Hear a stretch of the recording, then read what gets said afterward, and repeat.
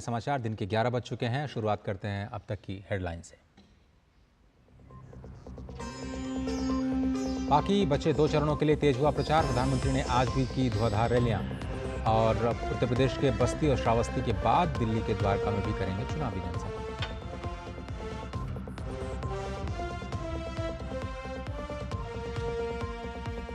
भाजपा के दिग्गजों ने भी अलग अलग राज्यों में संभाली कमान। जेपी नड्डा और अमित शाह के पश्चिम बंगाल में रोड शो और जनसभाएं। राजनाथ सिंह हरियाणा में करेंगे प्रचार। मोहन सिंह यादव और उत्तर प्रदेश के कुशीनगर, हेमंता बिश्वा शर्मा और शिवराज सिंह चौहान झारखंड में जनसभाएं करेंगे।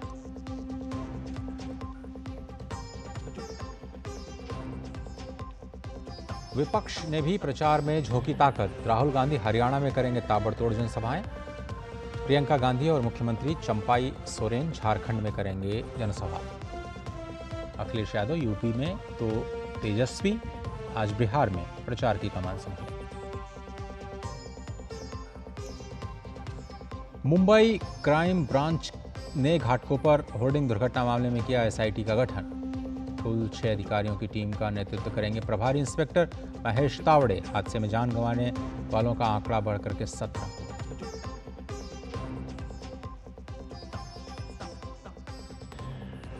ईरान के दिवंगत राष्ट्रपति सैयद इब्राहिम रईसी के निधन पर शोक व्यक्त करने ईरान के दौरे पर उपराष्ट्रपति जगदीप धनखड़।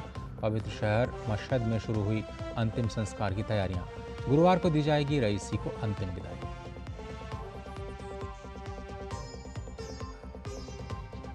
देश के उत्तर पूर्वी हिस्से में भीषण लू का कहर जारी। राजस्थान, पंजाब, हरियाणा, दिल्ली एनसीआर, उत्तर प्रदेश में अगले 4 दिनों तक रहेगी हीट वेव और दक्षिण भारत की ओर मानसून बढ़ा। 4 दिनों तक भारी बारिश का ऑरेंज अलर्ट जारी।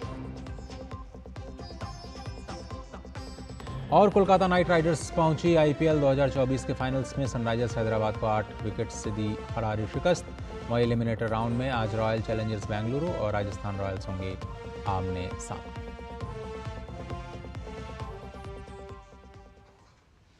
तो अब खबरों को देखते हैं विस्तार से, लेकिन सबसे पहले बात चुनौती 24 की।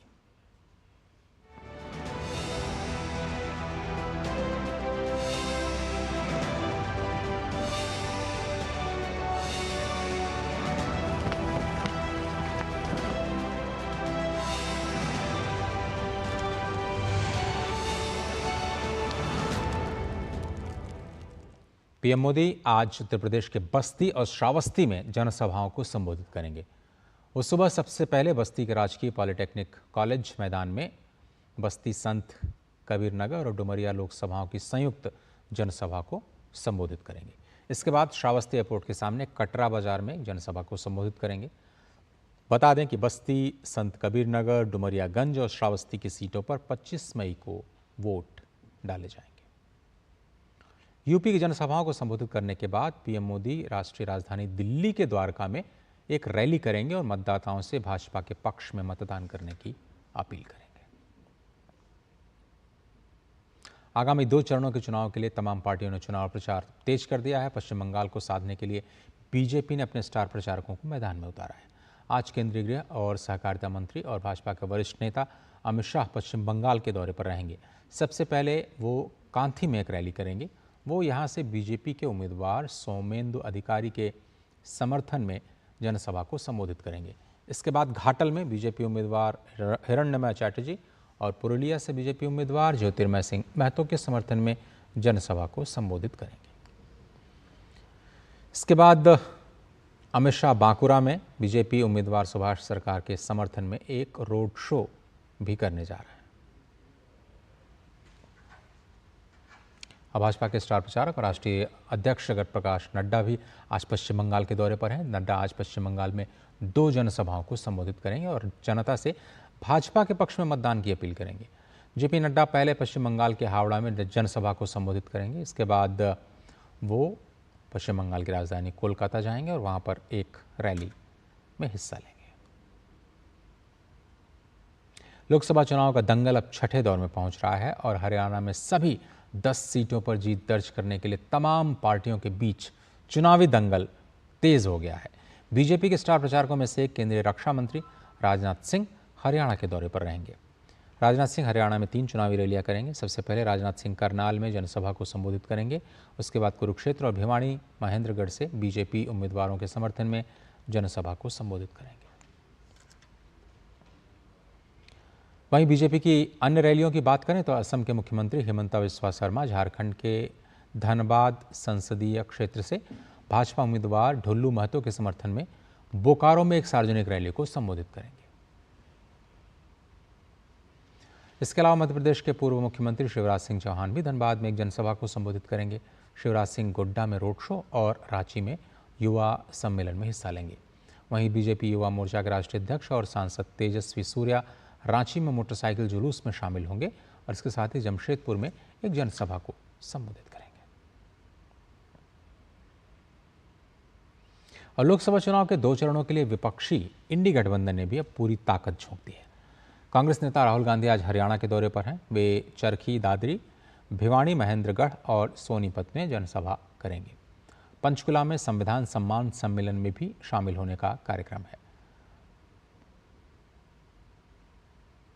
दूसरी ओर कांग्रेस नेता प्रियंका गांधी झारखंड के रांची और गोड्डा में 2 चुनावी रैलियों को संबोधित करेंगे। प्रियंका के साथ जनसभा में झारखंड के मुख्यमंत्री चंपई सोरेन भी मौजूद रहेंगे। इसके अलावा इंडी गठबंधन के अखिलेश यादव यूपी और तेजस्वी यादव बिहार में जोर शोर से चुनाव का प्रचार देखेंगे।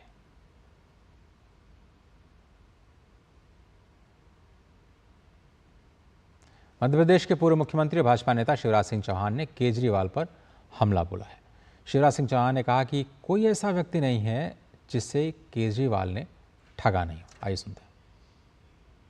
केजरीवाल न केवल करप्शन वाल है बल्कि नटवर लाल भी है।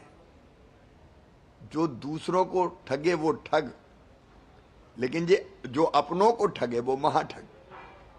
किस किस को नहीं ठगा?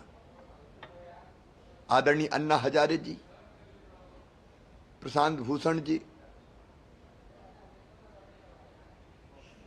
वो बहन इल्मी, पहले एक श्रृंखला है नेताओं की जिनको केजरीवाल ने धोखा दिया है। ये केवल संयोग नहीं है। कुमार विश्वास के साथ क्या किया, योगेंद्र यादव के साथ क्या किया, कितने लोगों को केजरीवाल ने प्रताड़ित करके एक तरफ कर दिया। और अब स्वाति मालीवाल का नंबर है। मैं एक ही सवाल केजरीवाल से पूछना चाहता हूं, स्वाति मालीवाल वाले मामले में बोले क्यों नहीं? उत्तर प्रदेश के बस्ती लोकसभा से बीजेपी ने निवर्तमान सांसद हरीश द्विवेदी को मैदान में उतारा है। हरीश 2014 और 2019 में बस्ती से ही बीजेपी के टिकट पर चुनाव जीत करके लोकसभा गए थे। हरीश द्विवेदी इस बार जीत की तिकड़ी लगाने के लिए जोर लगा रहे हैं और उनके सामने हैं सपा से राम प्रसाद चौधरी। यूपी की सीट पर छठे चरण में 25 मई को मतदान होना है। बस्ती में बीजेपी उम्मीदवार हरीश द्विवेदी से हमारे संवाददाता शैलेंद्र मिश्र ने बात की। हम मौजूद हैं बस्ती में और बस्ती के बीजेपी उम्मीदवार और निवर्तमान सांसद हरीश द्विवेदी हमारे साथ हैं। हरीश जी, क्या मुद्दे उठा रहे हैं? हम देख रहे हैं कि धुआंधार प्रचार हो रहा है। देखिए, बस्ती का मुद्दा हो या देश का मुद्दा, ये स्पष्ट है। देश की जनता, गांव गरीब किसान मजदूर, माताएं बहनें मोदी जी को प्रधानमंत्री बनाने का संकल्प ले चुकी हैं। आपकी यहाँ से सांसद रहे, 2 बार सांसद रहे, फिर बीजेपी ने उम्मीदवार उतारा है आपको, तो कौन से मुद्दे आप बताना चाहेंगे? कौन से काम जो आपने कराए हैं यहाँ? अनगिनत ऐसे काम मोदी सरकार के द्वारा किए गए हैं, योगी सरकार के द्वारा किए गए हैं। हमारे बस्ती में, मैं बहुत दूर नहीं जाऊंगा, जिस रोड पर आप चल रहे हैं, इस रोड का नाम है राम जानकी मार्ग। भगवान राम और माँ सीता के यादों से जुड़ा हुआ ये मार्ग है। जर्जर था। मैंने प्रयास किया, माननीय प्रधानमंत्री जी से बात किया, माननीय गडकरी जी से बात किया, इसको राष्ट्रीय राजमार्ग अयोध्या टू सीतामढ़ी तक लगभग आधा पूरा हो चुका है और होने वाला है। बस्ती ज़िले में मेडिकल कॉलेज नहीं था, वो मोदी योगी सरकार में बना। इंजीनियरिंग कॉलेज नहीं था, वो मोदी योगी सरकार में बना। देश का सबसे बड़ा पुस्तकालय मैंने पंडित दीनदयाल उपाध्याय जी के नाम से बस्ती में बनवाया। अटल जी के नाम से ऑडिटोरियम बनवाया।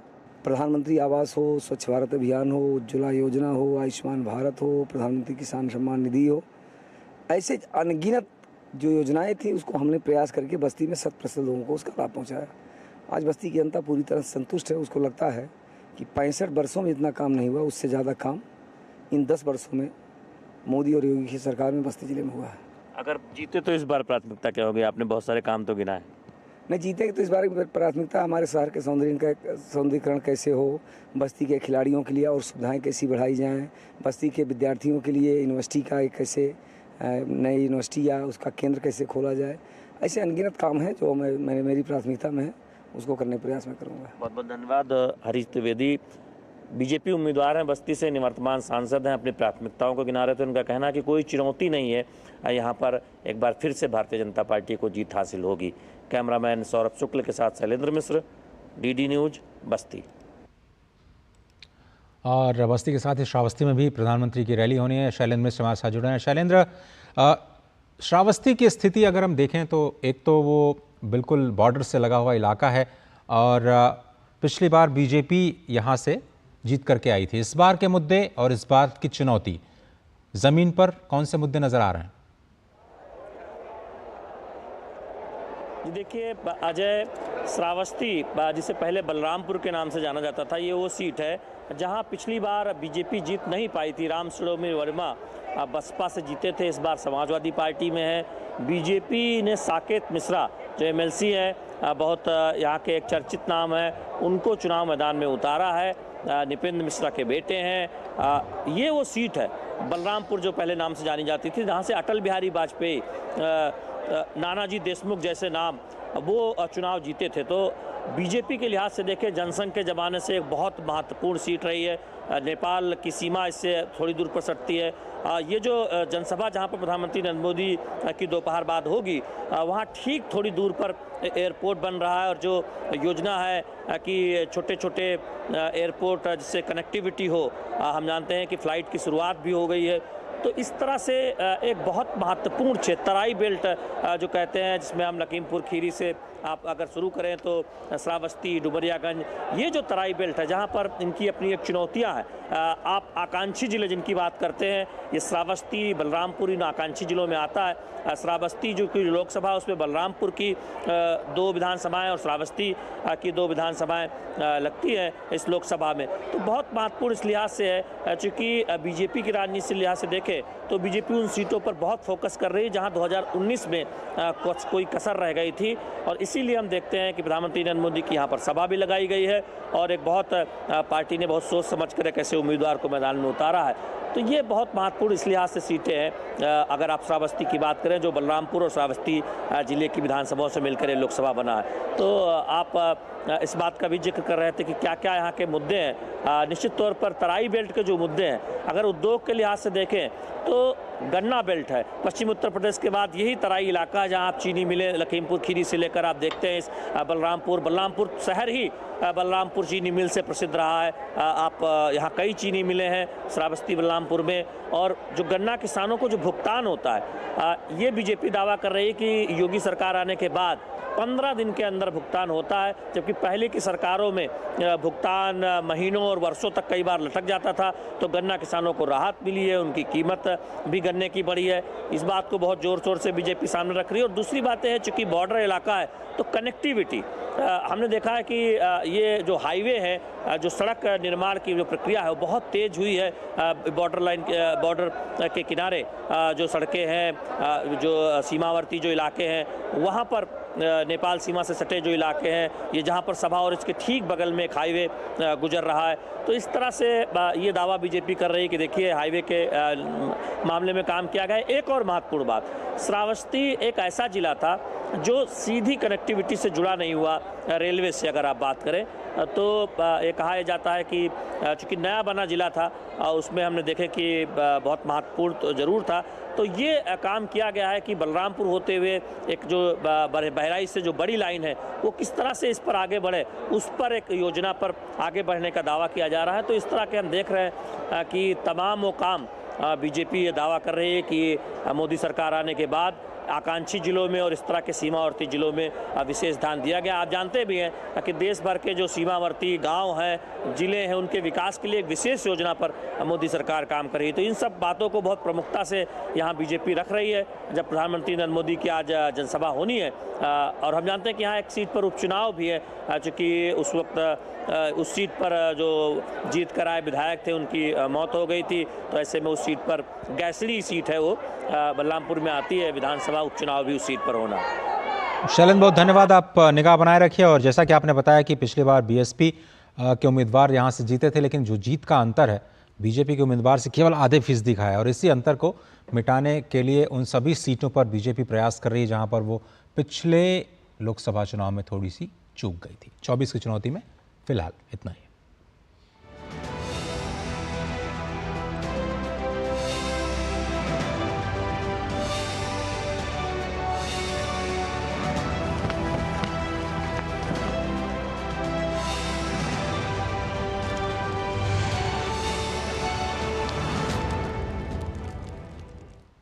स्वागत है सभी का। इस वक्त की बड़ी खबर आ रही है स्वाति मालीवाल से जुड़ी हुई। आम आदमी पार्टी के राज्यसभा सांसद स्वाति मालीवाल से बदसलूकी और मारपीट करने के मामले में अब दिल्ली पुलिस मुख्यमंत्री अरविंद केजरीवाल के सहयोगी विभव कुमार को मुंबई से वापस दिल्ली लेकर के आई है। मुंबई में विभव कुमार को दिल्ली पुलिस द्वारा उन 3 जगहों पर ले जाया गया जहां उनके फोन की लोकेशन ट्रैक की गई थी। इसके साथ ही पुलिस ने कुछ लोगों के बयान भी दर्ज किए। बताया जा रहा है कि मारपीट की घटना के बाद विभव कुमार ने मुंबई पहुंचकर अपना फोन फॉर्मेट करवाया था। दिल्ली पुलिस ने 19 मई को मुख्यमंत्री आवास से विभव कुमार को गिरफ्तार किया था। इस मामले पर अमरेंद्र गुप्ता जुड़ रहे हैं। अमरेंद्र, बहुत धन्यवाद वक्त निकालने के लिए। मुंबई ले जाने की क्या जरूरत पड़ी विभव कुमार को, और क्या कुछ जानकारी अब दिल्ली पुलिस के हाथ लग पाई है? देखिए, राज्यसभा की पूर्व सांसद और दिल्ली महिला आयोग की पूर्व अध्यक्ष कंप्लेन के बाद से जिस तरह से दिल्ली पुलिस जो है लगातार उन कड़ियों को जोड़ने में लगी हुई थी, उसमें ये पहले से माना जा रहा था कि जब दिल्ली पुलिस को विभव कुमार का मोबाइल हाथ लगा तो वो मोबाइल पूरी तरह से फॉर्मेट था और उससे बार बार पूछा जा रहा था विभव कुमार से। दिल्ली पुलिस पूछ रही थी कि इसका पासवर्ड क्या, तो पासवर्ड भी नहीं दिया। लेकिन जिस तरह से दिल्ली पुलिस ने विभव कुमार की एफआईआर के बाद से 3 जो लोकेशन ट्रेस की थी, उसमें उत्तर प्रदेश का लखनऊ था, अमृतसर और महाराष्ट्र का मुंबई, और तीनों जगह अहम गौर करने वाली बात यह थी कि ये विभव कुमार तीनों जगह मुख्यमंत्री अरविंद केजरीवाल के साथ लगातार जा रहा था। और जो लास्ट लोकेशन मुंबई थी, वहां पर उसने अपना न सिर्फ फोन को फॉर्मेट किया, बल्कि ऐसा बताया जा रहा है कि फोन फॉर्मेट करने से पहले विभव कुमार ने अपने उस डेटा को भी डंप किया है, जो कि खासे इंपॉर्टेंट माने जा सकते हैं इस पूरे केस में। मुंबई में जाकर दिल्ली पुलिस का ये जानना भी था कि आखिर क्या वजह है कि विभव कुमार ने मुंबई में जाके अपने डेटा को डंप करके फॉर्मेट किया। एक तो ये मसला था। दूसरा, जिस तरह से स्वाति मालीवाल ने मुख्यमंत्री अरविंद केजरीवाल के घर की पूरी घटना को बयां किया था और उसके बाद दिल्ली पुलिस जो है आरोपी विभव कुमार को मुख्यमंत्री आवास पर ले आकर उस घटना को फिर से वेरीफाई किया। यानी कि दोनों घटनाओं को जानने के बाद अब जो दिल्ली पुलिस के सोर्सेज हैं कि दोनों को एक साथ लेके जाने वाली है दिल्ली पुलिस मुख्यमंत्री अरविंद केजरीवाल के घर पर, और उस घटना का वेरीफाई किया जाएगा। और मैंने जैसे आपको पहले भी बताया था कि दिल्ली पुलिस ने इस मामले में आरोपी विभव कुमार से 150 सवालों की एक सूची तैयार की है, और बार बार जब वो सवाल उससे पूछे जा रहे हैं तो विभव कुमार का जो आंसर है वो सेटिस्फाई नहीं है। तो कुल मिला के जो दिल्ली पुलिस है इस मामले में लगातार उन कड़ियों को जोड़ना चाहती है कि आखिर क्या वजह हुई। और दूसरी सबसे बड़ी बात कि जिस तरह से विभव कुमार जांच में सहयोग नहीं कर रहा है और स्वाति मालीवाल लगातार मुखर है। अभी देखिए, आज का ही एक पोस्ट देखिए, उन्होंने ट्विटर पे पोस्ट करते हुए स्वाति ने लिखा है कि लगातार उनको इस तरह की बात की जा रही है कि इस तरह के मामले बहुत पावरफुल लोग हैं और आप अपनी कंप्लेंट को वापस ले लीजिए। इससे पहले भी देखिए, पहला जब ट्वीट आता है तो उन्होंने बहुत बड़ी बात की थी। उन्होंने कहा था कि जिस तरह से आज से 12 साल पहले जब निर्भया को इंसाफ दिलाने के लिए वो लोग साथ में आए थे तो केजरीवाल सड़कों पे उतरे थे, और उसके बाद दोबारा एक आरोपी को बचाने का प्रयास कर रहे हैं वही लोग। लेकिन हमें लगता है कि ये जो पूरा मामला है मोबाइल फोन फॉर्मेट करने का, वो अब पूरी तरह से उनके खिलाफ जाने वाला है। 5 दिनों की रिमांड शायद बढ़ भी सकती है इसी बिना पर। आपको याद होगा जब मनीष सिसोदिया साहब का जब केस आया था और उन्हें कई सारे, मेरे ख्याल से 24 या मुझे नंबर एग्जैक्ट ध्यान नहीं है, शायद आपको ध्यान होगा, कितने सारे फ़ोन उन्होंने फॉर्मेट कराए थे और उनको बदल दिया था। वो उसी मामले के आधार पर वो लगातार बेल उनको नहीं मिल रही कि भाई वो वापस आ करके सबूतों के साथ छेड़छाड़ कर सकते हैं। तो ये जो मामला है सबूतों के साथ छेड़छाड़ करने का और उसके बाद जो दिल्ली पुलिस रिक्रिएशन करने का काम कर रही है, लेकिन आपको लगता है कि इसकी आंच विभव कुमार के आगे कुछ और लोगों तक भी जाती हुई दिखाई दे रही है? निश्चित तौर पर मैं आपको बताना चाहता हूं कि इसकी जो आंच है न सिर्फ मुख्यमंत्री अरविंद केजरीवाल तक पहुंच रही है, बल्कि पूरी पार्टी कहीं ना कहीं संशय के घेरे में है। और देखिए, सबूतों से छेड़छाड़ का जो मामला है वो तो पहली बार ही दिल्ली पुलिस ने कहा जब सीसीटीवी की फुटेज रिकवर की। हाँ। और जब पूरी टीम पहुंची तो वहां सीसीटीवी की पूरी फुटेज नहीं थी, जबकि मुख्यमंत्री के आवास पे वो वेटिंग लॉन्च के आसपास के एरिया का सीसीटीवी फुटेज को डिलीट करने का मकसद क्या था, नंबर 1। नंबर 2, अभी मैं आपको बता दूं, जब मुंबई लेके गई है दिल्ली पुलिस विभव को, तो विभव कुमार के घर से पुलिस ने कुछ इलेक्ट्रॉनिक गैजेट्स बरामद किए हैं और उसकी जांच भी लगातार की जा रही है कि उन गैजेट्स में क्या है, क्योंकि जिस तरह से चीजों को छुपाया जा रहा है, हाइड किया जा रहा है, उसमें कहीं ना कहीं पूरी तरह से अरविंद केजरीवाल के साथ साथ पूरी पार्टी दोषी है। और जिस दिन अरविंद केजरीवाल का यह धरना प्रदर्शन था, मैं आपको बता दूं, मैंने आम आदमी पार्टी के बहुत सारे टॉप लीडर से बात की। उन लोगों ने साफ तौर पर कहा कि विभव को फंसाया जा रहा है, और जो बीच के मीडियम क्लास के जो कार्यकर्ता थे वो विभव को विभव भैया कह रहे थे। कौन फंसा रहा है? अमरेंद्र, कौन फंसा रहा है? किया जा सकता है। विभव को कौन फंसा रहा है? क्या स्वाति मालीवाल जी फंसाने का काम कर रही हैं? वो जानबूझ करके गई, उनको पता था कि ये बहुत इंपॉर्टेंट आदमी है, बहुत पावरफुल आदमी है, चलिए इनके खिलाफ कुछ मामला बनाया जाए, उनको फंसा रही हैं? या फिर किस आधार पे कह रहे हैं कि उनको फंसाया जा रहा है? देखिए, इसमें साफ तौर पर बीजेपी का मामला तो है नहीं कि बीजेपी या किसी दूसरी विपक्षी पार्टी ने जाकर के किया, वो तो खुद मुख्यमंत्री के घर पे ऐसी घटना हुई है। कहा कि कोई बीजेपी का मामला नहीं है, इसमें तो आम आदमी पार्टी को सामने से स्टैंड लेना चाहिए था और ये बताना चाहिए था कि आखिर सच्चाई क्या है। क्योंकि जो अगर बहुत सारे लोग आपसे कह रहे हैं बातचीत में कि उनको फंसाया जा रहा है, दिल्ली के मुख्यमंत्री के सरकारी आवास पर होती है, तो एक इंपॉर्टेंट प्लेस था, उस व्यक्ति को सामने आकर इसमें अपनी बात रखनी चाहिए। ये जो आपने जिक्र किया तक, यानी कल विभव की रिमांड खत्म होने वाली है और अभी तक कहीं भी अगर आप देखें तो न सिर्फ पार्टी का बल्कि मुख्यमंत्री अरविंद केजरीवाल की तरफ से भी कोई औपचारिक बयान या आधिकारिक बयान नहीं आया है। हालांकि इस मामले में बार बार गोल मोल बातें की जा रही हैं और ये बताने की कोशिश की जा रही है तो आ चुकी है अमरेंद्र जी, जो स्वाति मालीवाल है उनकी गलतियां, उनकी वजह से इस मामले में ये सारी चीजें हुई हैं। लेकिन ये आपको आवाज मिल रही मेरी है आम आदमी पार्टी की और खासकर मुख्यमंत्री अरविंद केजरीवाल की कि वो न सिर्फ इस मामले की सच्चाई सामने रखे बल्कि ये बताएं कि आखिर क्या वजह थी कि उनके सरकारी आवास पर उनके ही पीए ने राज्यसभा की जो सांसद हैं उनके साथ मारपीट की और बदसलूकी की। जी अमरेंद्र, बहुत धन्यवाद वक्त देने के लिए, तमाम पक्षों पर बात करने के लिए। लेकिन सबसे बड़ी बात है कि अमरेंद्र जिस तरह से कह रहे हैं कि जो पदाधिकारी हैं आपके, वो कह रहे हैं कि विभव कुमार को फंसाने की बात हो रही है, तो कौन फंसा रहा है उनको? आम आदमी पार्टी के अंदर के लोग विभव कुमार से परेशान थे, या उनके बढ़ते कद से परेशान थे, या उनकी जो नज़दीकी है अरविंद केजरीवाल को लेकर के उनसे परेशान थे? ये एक बड़ा मामला है, लेकिन अब ये जो जांच है उसमें और भी तेजी आएगी और क्रॉस वेरिफिकेशन के लिए अब दिल्ली पुलिस, जिसने एसआईटी का गठन किया गया था, अब और भी गहराई से इस पूरे मामले पर जांच करती हुई नजर आएगी।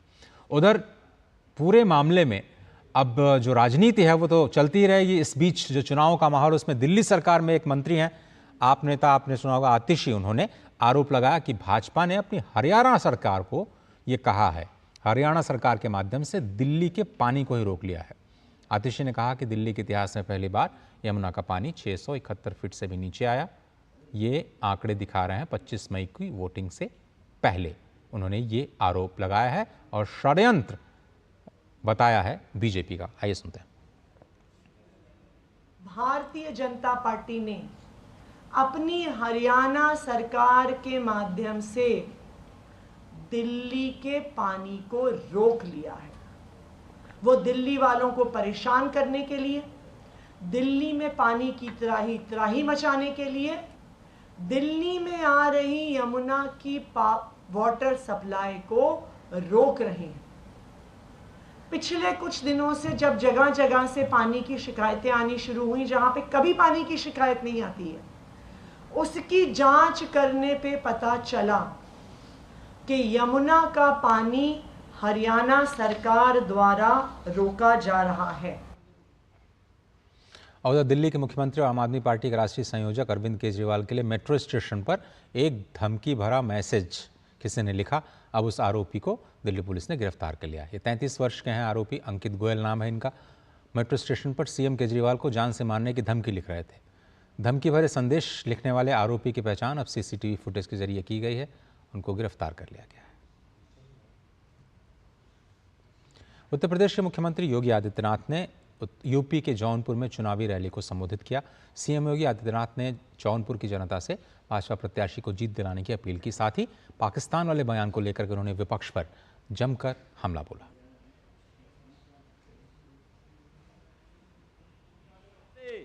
आज भारतीय जनता पार्टी 400 पार के लक्ष्य को प्राप्त करने की ओर तेजी से अग्रसर हो रही है। एक तरफ राम भक्त हैं जो राम के प्रति अपना सर्वस्व न्यौछावर करते हुए भारत को दुनिया की एक बड़ी ताकत बनाना चाहते हैं। दूसरी तरफ रामद्रोही हैं, वे राम का तो विरोध करते ही करते हैं, लेकिन राजनीति के इस हद तक गिर जाते हैं कि अब भारत का ही विरोध कर रहे हैं। क्या कहते हैं ये लोग? कहते हैं कि पाकिस्तान को धमकी मत दीजिए, उसके पास एटम बम है। हमें आश्चर्य होता है, अबे दाने दाने के लिए मोहताज पाकिस्तान की धमकी भारत जैसे बड़े देश को देते हैं जो दुनिया की सबसे बड़ी उभरती हुई अर्थव्यवस्था है। और आप उससे दिल्ली चलते हैं बीजेपी हेडक्वार्टर्स, जहां पर प्रेस वार्ता हो रही है। गोवा के मुख्यमंत्री संबोधित कर रहे हैं। मुझे लगता है कि इस तरह से जो स्वाति मलिवाल के केस में केजरीवाल जी की चुप बैठना वो खुद सब कुछ बता देता है। यानी आम आदमी पार्टी ये आम आदमी पार्टी बची नहीं है। This is an anti Delhi anti women party हो गई है। It is anti Delhi anti women party बन गई है, जो उन्हीं की एक सांसद 20 साल से केजरीवाल की सहयोगी और मुख्यमंत्री के 120 करोड़ के शीश महल पर उनके उत्पीड़न होता है, उनके ऊपर एक अत्याचार होता है और खुद उस घर के मुखिया यानी वो तो गवर्नमेंट हाउस गवर्नमेंट बंगलोज है और उसमें जो उत्पीड़न होना और उसके ऊपर जो सीएम कुछ न बोलना, तो कुछ भी बात न करना, ये तो बहुत ही बेशर्मी जैसी बात है। मुझे लगता है कि उन्हीं के जो संजय सिंह जब प्रेस कॉन्फ्रेंस लेते हैं और उस प्रेस कॉन्फ्रेंस में वहां पे जो सीएम हाउस में उत्पीड़न हुआ है उसके ऊपर यानी स्वाति मलिवाल के ऊपर वो एडमिट भी कर लेते हैं और इसी के ऊपर 3 दिन के बाद केजरीवाल इसके ऊपर कार्रवाई करेंगे, ये उनकी खुद की प्रेस कॉन्फ्रेंस है। और 3 दिन के बाद जब फिर विभव कुमार जो केजरीवाल के पहले पीए रह चुके थे, उनको खुद केजरीवाल अपने गाड़ी में लेके सीएम हाउस से लखनऊ लेके जाते हैं, ये क्या दर्शाता है? मुझे लगता है कि केजरीवाल खुद होके इस कॉम्प्रोमाइज करने के लिए स्वाति मलिवाल पर प्रेशर डाल रहे हैं और इसी तरह से उन्होंने सोनी मिश्रा जी के मामले में भी किया था। तब सोनी मिश्रा जी ने नरेला के आम आदमी के विधायक के खिलाफ उत्पीड़न की शिकायत की थी, लेकिन केजरीवाल द्वारा कॉम्प्रोमाइज करने की सलाह के बाद उसने आत्महत्या को मजबूर होना पड़ा। स्वाति मलिवाल को एक पूर्व पीए जो उत्पीड़न करता है और विभव कुमार यानी किस हैसियत से जो सीएम हाउस पे रहता है, इसका भी आंसर मुझे लगता है केजरीवाल ने देना पड़ेगा। समझो विभव कुमार का कुछ भी इसमें इन्वॉल्वमेंट नहीं है तो खुद यानी अपने मोबाइल का फॉर्मेटिंग क्यों करता है, ये उन्होंने बताना पड़ेगा। जब दिल्ली पुलिस इंक्वायरी के लिए सीएम हाउस पे जाती है तो सीएम हाउस वहां के सीसीटीवी फुटेज जब ब्लैंक फुटेज क्यों देती है? जब वह गुमराह करने की बात सीएम हाउस से हो गई है, जो पेनड्राइव पे यानी ब्लैंक फुटेज देने वाली वहां की सीसीटीवी फुटेज यानी पूरी गायब कर देना, ये क्या दर्शाती है? मुझे लगता है कि इस तरह से सीएम हाउस में सीसीटीवी फुटेज गायब करना यानी खुद विभव कुमार को वहां पे यानी छुपा के रखना, ये सब कुछ यानी इस केस में यानी बिल्कुल उनका विभव कुमार का ही हाथ है, ये दर्शाती है। आप देख रहे थे सीधा प्रसारण। और गोवा के मुख्यमंत्री यहाँ पर बीजेपी मुख्यालय में एक प्रेस कॉन्फ्रेंस को संबोधित करते हुए स्पष्ट तौर पर उन्होंने आप के जो संयोजक हैं अरविंद केजरीवाल, उनकी चुप्पी पर निशाना साधा। उन्होंने कहा कि जिस तरह की घटना हुई है मुख्यमंत्री आवास पर, इस पर उन्हें ज़रूर बयान देना चाहिए। और जिस तरह से सीसीटीवी फुटेज के साथ छेड़छाड़ की गई, वो इस मामले को और भी गंभीर बना देता है। मुख्यमंत्री आवास में इस तरह की घटना होना काफ़ी गंभीर है और इस पर जो चुप्पी है वो तोड़ी जानी चाहिए।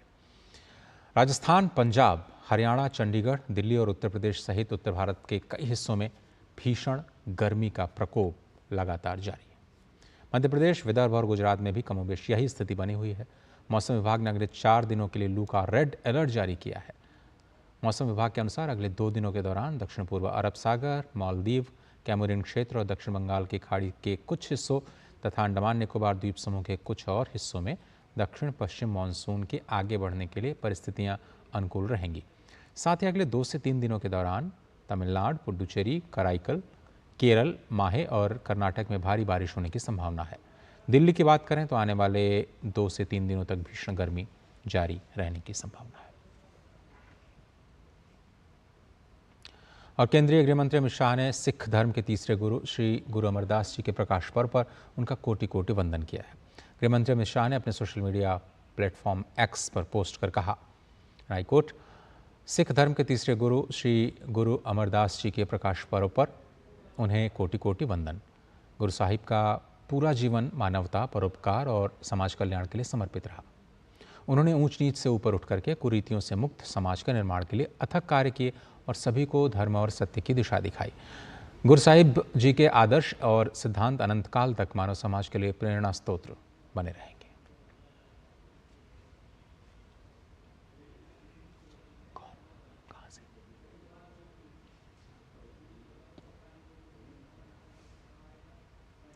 और भीषण गर्मी से इस वक्त पूरा का पूरा जो उत्तरी इलाका है वो जूझ रहा है। लक्ष्य आर्या जयपुर से हमारे साथ जुड़ रहे हैं। लक्ष्य, नमस्कार, स्वागत है आपका। जयपुर में फिलहाल कैसे हालात हैं और आगे के लिए क्या कुछ संभावना जताई जा रही है?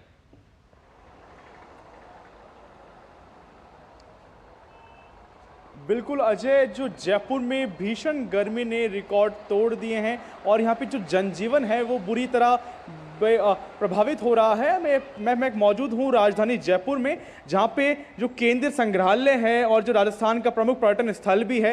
आप पीछे देख सकते हैं कि जो पर्यटक है वो, जहाँ पे यहाँ की पर्यटकों की भीड़ लगती थी, आज वही स्थान खाली नजर आ रहा है। भीषण गर्मी ने जो राजस्थान, जो एक पर्यटन प्रधान प्रदेश के नाम से जाना जाता है, वहाँ पे पर्यटकों की आवाजाही में भी कमी हुई है। इसके बाद मैं बात करूँ जो तापमान की, तो मौसम विभाग ने आगामी दिनों में तापमान में और बढ़ोतरी होने की संभावना जताई है। हालांकि अभी जो पश्चिमी राजस्थान के जो जिले हैं, प्रमुख जिले हैं, जो मैं बात करूं चाहे जोधपुर हो, बीकानेर हो, जयपुर संभाग की, भरतपुर संभाग की, यहाँ पे भीषण गर्मी साथ में जो हीट वेव का हाई अलर्ट और रेड अलर्ट जारी किया गया है। वहीं अधिकांश जिलों में, राजस्थान के अधिकांश जिलों में जो तापमान है वो 43 से 47 डिग्री बना हुआ है। कल मंगलवार को जो अधिकतम तापमान पिलानी में दर्ज किया गया जो 47.2 बना रहा, जिसके अंतर्गत जो भीषण गर्मी है उसका प्रकोप राजस्थान के अधिकांश जिलों में बना हुआ है। बात करूं अजय प्रशासन की, तो प्रशासन पूरी तरह मुस्तैद है। स्वास्थ्य और जो चिकित्सा विभाग है उसने रेड अलर्ट को मद्देनजर रखते हुए जो चिकित्सा कर्मी हैं और स्वास्थ्य व्यवस्थाओं को मुस्तैद किया है। वहीं जो चिकित्सा कर्मियों की जो अवकाश है उनको निरस्त कर दिया गया है। हीट वेव और रेड अलर्ट के दौरान किसी भी चिकित्सा कर्मी को छुट्टी नहीं दी जाएगी। वहीं 24 घंटे जो कंट्रोल रूम बनाए गए हैं उसके माध्यम से प्रदेश भर में अनेक जो अधिकांश जिले हैं जहां पे हीट वेव का प्रकोप बना हुआ है वहां पे निगरानी रखी जा रही है। प्रशासन पूरी तरह से तैयार है लक्ष्य, लेकिन जिले भर के अस्पतालों में और जो जिला चिकित्सा अधिकारी हैं उनको निर्देश दिए गए हैं कि जो प्रिकॉशंस हैं, जो सावधानियां हैं वो बरती जाएं। और जैसे कि कुछ जो प्रिकॉशन बताए गए हैं, जो अंदेशे रहते हैं, चाहे तेज बुखार हो, सर दर्द हो, उनके अंदेशे और उनकी जानकारियां सार्वजनिक की गई हैं कि ऐसी आपके लक्षण होने पर, तेज बुखार आदि लक्षण होने पर आप चिकित्सक को तुरंत दिखाएं। वहीं जो अस्पतालों में बेड्स हैं उनको रिजर्व किया गया है भीषण गर्मी के मद्देनजर। जी अजय। लक्ष्य, जैसा कि आपने बताया कि ये पूरा का पूरा जयपुर या कहें राजस्थान ही पर्यटन के लिए जाना जाता है और पर्यटकों की संख्या नहीं है। जयपुर के लोग कैसे गर्मी से बचते हैं, उनका क्या ट्रेंड है? क्या जयपुर के लोग बाहर ठंडे इलाकों में जाते हैं?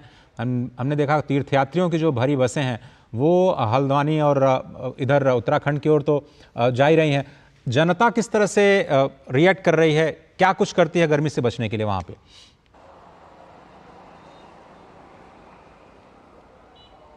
बिल्कुल, क्योंकि अजय जो पहाड़ों में जाने का जो ट्रेंड है वो तो है ही, उसके अलावा मैं बताना चाहूँगा जो राजस्थान में गांव ढानियों में छाछ रावड़ी और मट्ठे की एक परंपरा रही है। यहाँ पे मट्ठा बनाया जाता है और छाछ रावड़ी के सहारे, क्योंकि दिनचर्या में जो दिन की टाइम पे जो दोपहर का समय होता है 12 से 4 बजे के बीच, इसमें सर्वाधिक गर्मी होती है, इसके समय में छाछ और रावड़ी का सहारा लिया जाता है, नींबू जलजीरे का सहारा लिया जा रहा है। जो रहन सहन की बात करूँ तो जो कपड़े हैं वो इस समय लोग पतले सूती कपड़े की भी पहनने की जो एडवाइजरी बिल्कुल प्रशासन ने भी कहा है कि आप इस समय पतले कॉटन और पतले सूती कपड़े पहनने की एडवाइजरी जारी की गई है ताकि जो गर्मी है, हीट वेव से आप खुद को बचा सकें। वहीं जैसे कि आप देख सकते हैं रोड पे लोग मुंह ढक के निकल रहे हैं कि आवश्यक कार्यों के लिए जो चेहरा ढककर लोग सड़कों पे नजर रहे हैं। फिलहाल जो मुख्य मार्ग हैं वो खाली नजर आ रहे हैं क्योंकि भीषण गर्मी में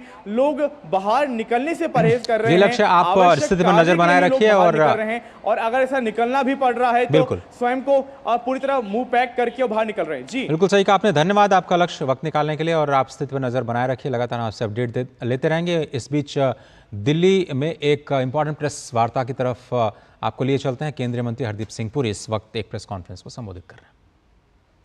They signed a memorandum of understanding with my ministry in 2017. मैं नया आया था, मुझे बहुत जोश था कि इनके साथ भी बैठ के कुछ काम करें, और no proposal have been submitted by the government of Delhi to implement Awas Yojana in Delhi. और क्रेडिट लिंक सब्सिडी स्कीम में, जिसमें सरकार जो राज्य सरकार होती है जिसका कोई रोल ही नहीं होता, क्या होता है, if you are a young professional and you want to buy a house, you can apply under the CLSS, it's an interest subvention scheme. उसमें यहां पे 29,976 beneficiaries who have availed of 692.53 crores. So the honest God's truth is, ना इसने आयुष्मान भारत को लागू किया जिसमें 5 लाख रुपए की सुविधा हर परिवार को 1 साल के लिए मिलती है, लागू ही नहीं किया। इन्होंने कहा हमने वर्ल्ड क्लास मोहल्ला क्लिनिक्स बनाए। वो मोहल्ला क्लिनिक्स कहां थे? I hate to say this, but in cow sheds with compounder sitting there. और ये तो आप नॉर्मल केस में आप इधर उधर की कहानियां बना के you can get away with it, but जब महामारी का सामना करना पड़ा, all your Mohalla clinics here collapsed. Alright, what happened? We stepped in, we procured the medicine, we produced the medicine. इन्होंने और कांग्रेस पार्टी ने क्या किया? जो हमारी पब्लिक सेक्टर में वैक्सीन मैन्युफैक्चरिंग कैपेसिटी थी वो भी इन्होंने 2014 से पहले खत्म कर दी थी कांग्रेस पार्टी ने। तो माननीय मोदी जी ने जब महामारी का सामना करना पड़ा 2020 के शुरू में, we produced the vaccine manufacturing capacity, we procured the vaccines and we distributed more than 220 crore vaccine free of cost. उस समय भी ये मुख्यमंत्री जी नहीं, हम तो खुद प्रोक्योर करें। क्यों? इनके कॉन्सेप्ट में प्रोक्योरमेंट मींस कट्स। और प्रधानमंत्री आवास योजना इन्होंने नहीं लागू की, मैं मान सकता हूं। और अंकल अपने लिए तो शीशमहल बना लिया, एक प्रधानमंत्री आवास योजना का आउटसाइड CLSS नहीं है और अपना शीशमहल बना लिया। हम शराब के खिलाफ हैं, फिर सबसे बड़ा शराब का घोटाला कर लिया। I want to give you some other statistics. Swachh Bharat mission, urban, ये सब दी हुई है। अमृत स्कीम में, अमृत 2.0 में, NULM में, अर्बन ट्रांसपोर्ट में। This is something I want to share with you. इसमें मेट्रो का जो हमने एक्सपेंडिचर है उसमें जोड़ा नहीं है। मैं आपको बताना चाहता हूं, इन्होंने हर स्टेज पे, हर फेज में 3, 4, 5 इन्होंने जब भी, क्योंकि metro is a shared project 50-50 between the state government and us, इन्होंने हर स्टेज पे अपनी फंडिंग जो है और अपनी कंट्रीब्यूशन पे हाथ कसा, सुप्रीम कोर्ट से डायरेक्टिव बना। आज मैं आपको बताना चाहता हूं, आज के दिन देश भर में 1 करोड़ से अधिक हमारे भाई बहन नागरिक मेट्रो में सफर करते हैं। राइडरशिप 1 करोड़ है, जिसमें Delhi national capital region Delhi में the ridership on an average is about 65 lakhs and on some days it is even 73, 74, 75 lakhs। अब मान लीजिए अगर ये हम सेंट्रल गवर्नमेंट नई मेट्रो को पुश करती तो क्या हालत होने वाली थी यहां पे। उसमें से 25, 30, 40 लाख जो लोग और सड़कों पे आते और ट्रैफिक जाम होता। मैं आपको याद करवाना चाहता हूं, मैं नया मंत्रिमंडल में मुझे माननीय प्रधानमंत्री जी ने शामिल किया सितंबर 3, 2017 को। दिल्ली मेट्रो में फेयर फिक्सेशन नहीं हुई थी 8 साल से, और मेरे मंत्री बनने से कोई 6 महीने पहले फेयर फिक्सेशन कमेटी बनी, उन्होंने फेयर रिकमेंडेशन की, और क्योंकि 8 साल से बढ़ा नहीं था दाम, 2 फेजेस में बढ़ाया, अप्रैल में और दूसरा अक्टूबर में होना था। मैं तो 3 सितंबर को बना मंत्री। केजरीवाल जी रोज, हरदीप जी आप मेट्रो को बिल्कुल फ्री कर दीजिए, उससे पोल्यूशन भी कम हो जाएगी, राइडरशिप भी बढ़ जाएगी। और मैंने कहा अंकल वो जो 27-28 हजार करोड़ का वो जो है वो कौन देगा, जायका को लोन वापस। तो कोई उसमें रिस्पॉन्सिबिलिटी नहीं है, कुछ नहीं है। आज मैंने एक रिपोर्ट पढ़ी कि वो शराब घोटाला, मेरे को तो लगा 100 करोड़ के आसपास का, उसमें उनका जो वकील है, ये मैंने रिपोर्ट पढ़ी 20 करोड़ तो उसकी फीस है, मतलब कि घोटाला बड़ा होगा उससे। नहीं वकील, आप देख रहे थे स्पष्ट तौर पर उन्होंने हरदीप सिंह पुरी साहब ने अरविंद केजरीवाल पर निशाना साधा। दिल्ली में जितनी भी योजनाएं उनके मंत्रालय से जुड़ी हुई थी, उनका वो जवाब दे रहे थे कि दिल्ली में आवास योजना को लागू नहीं किया गया, उनके लाभार्थियों को लाभ नहीं पहुंचा, आयुष्मान भारत को लागू नहीं किया गया। एक जो उनके गौशाला का जिक्र करते उन्होंने कहा कि जो उनके स्वास्थ्य केंद्र हैं, दिल्ली सरकार के स्वास्थ्य केंद्र है, गौशाला की तरह जहां एक कंपाउंडर बैठे रहते हैं, उससे ज़्यादा कुछ नहीं है, मोहल्ला क्लिनिक। और कोविड के दौरान तो उन्होंने हद ही कर दी, उन्होंने कहा कि वैक्सीन हम खुद प्रोक्योर करना चाहते हैं, और प्रोक्योरमेंट मीन्स कट। स्पष्ट तौर पर उन्होंने कहा कि प्रोक्योरमेंट करना चाहती थी सरकार, दिल्ली की सरकार, और वहाँ से वो पैसे कमाना चाहती थी। साथ ही साथ उन्होंने शीश महल का भी जिक्र कर दिया, और जाते जाते दिल्ली मेट्रो और उसमें भी जो राजनीति उन्होंने करनी चाहिए उसका एक बार फिर से जिक्र करते हुए उन्होंने स्पष्ट तौर पर दिल्ली सरकार पर निशाना साधा है। आगे बढ़ते हैं और देखते हैं कुछ और खबरें। उपराष्ट्रपति जगदीप धनखड़ आज ईरान के दौरे पर हैं। उपराष्ट्रपति ईरानी जो राष्ट्रपति हैं इब्राहिम रईसी साहब, उनके निधन पर शोक व्यक्त करेंगे। और जैसा कि आपको पता है कि 1 दिन का राजकीय शोक भारत में घोषित किया गया था, और आज के समारोह में दिवंगत राष्ट्रपति विदेश मंत्री को श्रद्धांजलि देंगे। पवित्र शहर मशहद में अंतिम संस्कार की जो तैयारियां हैं वो पूरी हो चुकी हैं, और गुरुवार को ईरान के दिवंगत राष्ट्रपति और विदेश मंत्री को अंतिम विदाई दी जाएगी। ईरानी राष्ट्रपति के निधन पर मंगलवार 21 मई को भारत में राष्ट्रीय शोक रखा गया था और राष्ट्रीय ध्वज को आधा झुका दिया गया था। आज उपराष्ट्रपति जगदीप धनखड़ ईरान के यात्रा पर गए। मनी लॉन्ड्रिंग केस में आरोपी झारखंड के पूर्व सीएम हेमंत सोरेन के मामले की सुप्रीम कोर्ट में सुनवाई आज भी जारी रहेगी। शीर्ष अदालत में हुई सुनवाई के दौरान सोरेन की ओर से कपिल सिब्बल ने दलील दी कि जिस जमीन को लेकर उनके खिलाफ केस किया गया है वो कभी उनके कब्जे में नहीं रही। ईडी की ओर से एसजी एसपी राजू ने कहा कि केजरीवाल को मिली राहत का हवाला देकर के सोरेन जमानत की मांग नहीं कर सकते। गौरतलब है कि सोरेन ने पिछले दिनों अरविंद केजरीवाल को मिली राहत का हवाला देते हुए चुनाव के मद्देनजर अंतरिम जमानत की मांग की थी। सुप्रीम कोर्ट ने प्रतिबंधित संगठन पॉपुलर फ्रंट इंडिया से जुड़े कथित 8 लोगों की जमानत इस आधार पर रद्द करने का आदेश दे दिया है और उनके खिलाफ आरोप प्रथम दृष्टया सही हैं। सुप्रीम कोर्ट ने कहा कि इस बात से इनकार नहीं किया जा सकता कि राष्ट्रीय सुरक्षा हमेशा सर्वोपरि है और कोई भी आतंकवादी कृत्य हिंसक या अहिंसक प्रतिबंधित किया जा सकता है। उधर मुंबई क्राइम ब्रांच ने घाटकोपर होल्डिंग दुर्घटना मामले में अब एसआईटी का गठन कर दिया है। अब इसकी जांच एसआईटी की टीम करेगी। एसआईटी में कुल 6 अधिकारियों को नियुक्त किया गया है, जिसमें डीसीपी डिटेक्शन क्राइम ब्रांच विशाल ठाकुर की देखरेख में यूनिट 7 के प्रभारी इंस्पेक्टर महेश तावड़े की टीम का नेतृत्व करेंगे। मुंबई क्राइम ब्रांच ने इसकी जानकारी दी है। एसआईटी ने मुख्य आरोपी भावेश भिंडे के आवास की जांच की है और वहां से महत्वपूर्ण दस्तावेज जब्त किए हैं। भावेश के अलग अलग बैंकों में कुल 7 बैंक खाते हैं। पुलिस इस बात की भी जांच कर रही है कि भावेश को जमाखोरी का ठेका कैसे मिला और उसने कितनी कमाई की। इसके अलावा एसआईटी ने भावेश भिंडे की कंपनी के कुछ अधिकारियों के बयान भी दर्ज किए गए हैं। दरअसल 13 मई को धूल भरी आंधी आने के बाद मुंबई के घाटकोपर में एक अवैध होल्डिंग पेट्रोल पंप पर गिर गया था, जिसमें 16 लोगों की मौत हो गई थी। यह आंकड़ा अब 17 तक पहुंच चुका है।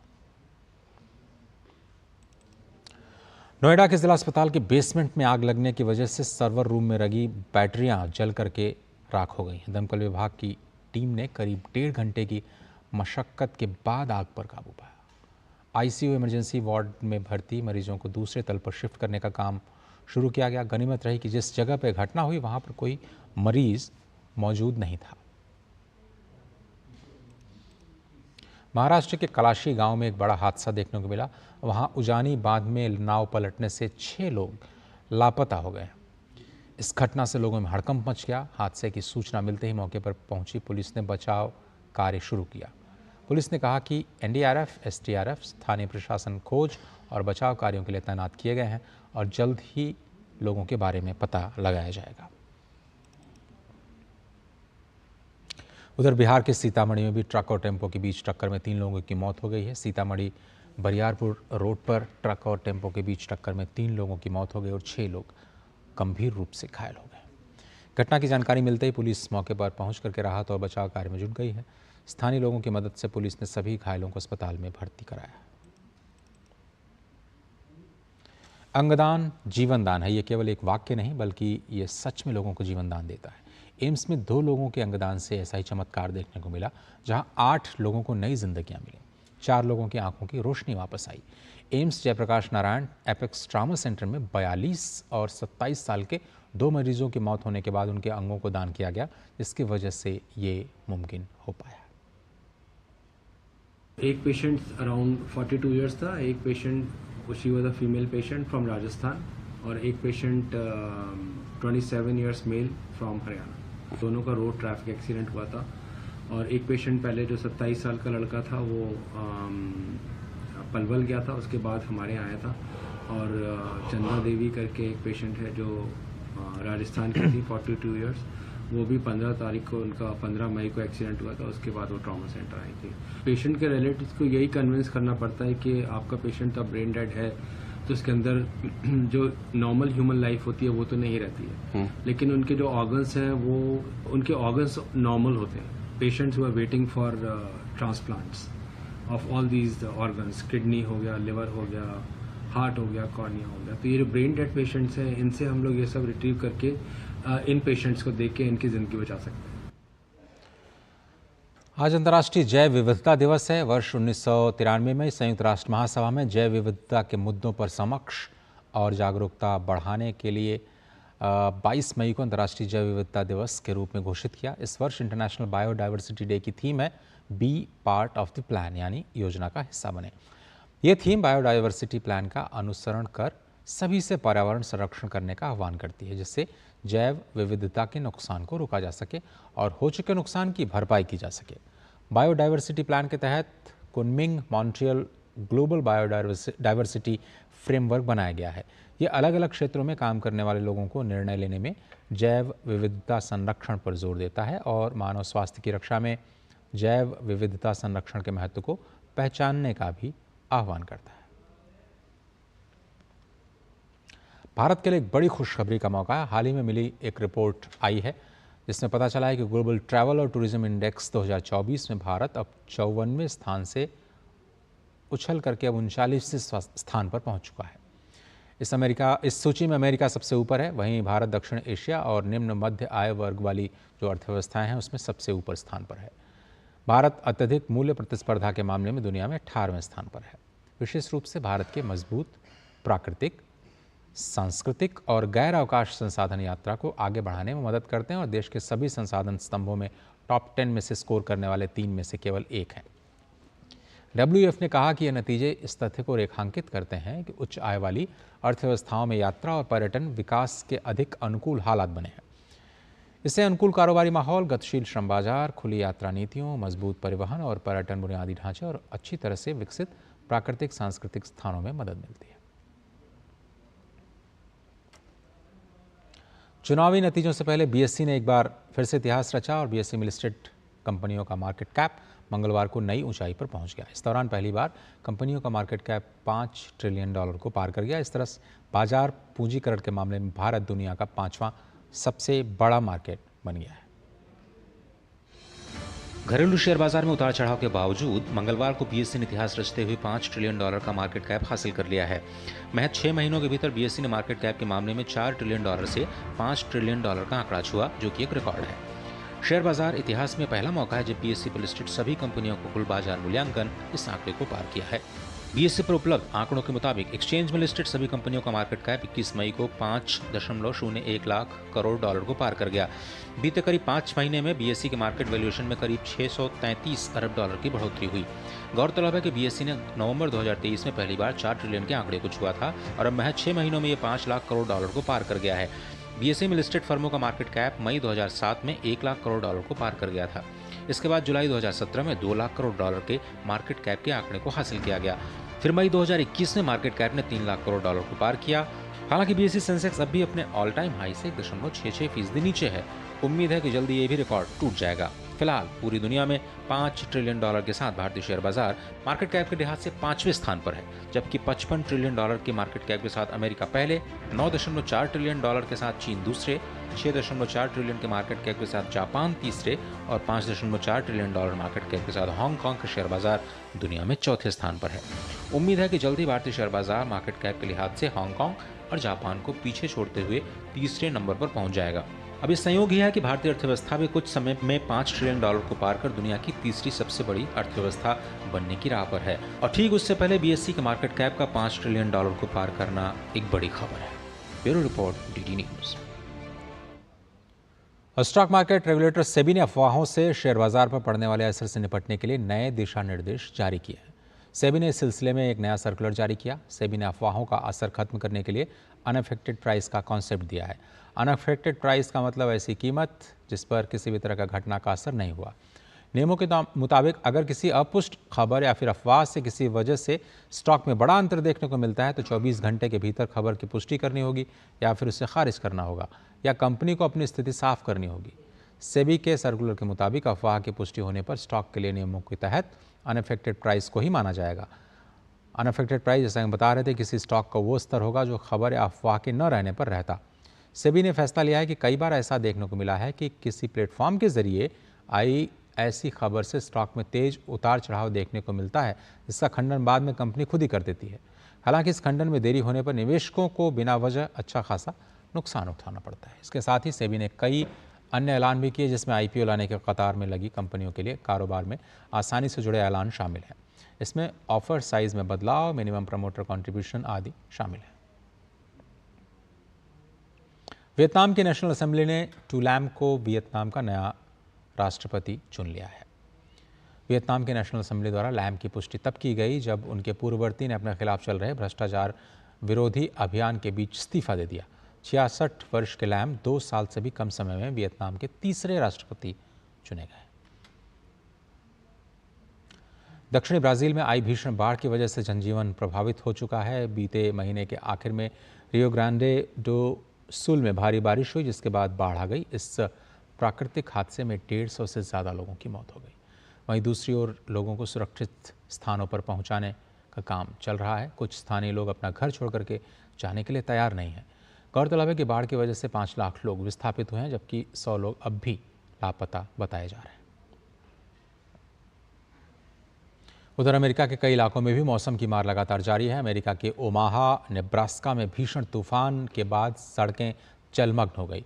भारी बारिश, ओलावृष्टि और तेज हवाओं के बाद कई कारें पानी में फंसी नजर आईं। 96 किलोमीटर प्रति घंटे की रफ्तार से चलने वाले तूफान के बाद बिजली भी इलाके में गुल हो गई है, जिसमें हजारों निवासियों की बिजली चली गई। इंडियन प्रीमियर लीग में आज आरसीबी और राजस्थान रॉयल्स एलिमिनेटर में आमने सामने होंगे। इस मैच में हारने वाली टीम प्रतियोगिता से बाहर हो जाएगी, वहीं जीतने वाली क्वालिफायर 2 में खेलेगी। राजस्थान रॉयल्स की टीम अंक तालिका में तीसरे स्थान पर रही थी और वहीं आरसीबी ने नेट रन रेट के आधार पर चेन्नई सुपर किंग्स को पछाड़कर प्लेऑफ में प्रवेश किया था। तो समाचारों के इस अंक में सिर्फ इतना ही। पूरी टीम को दीजिए इजाजत। नमस्कार।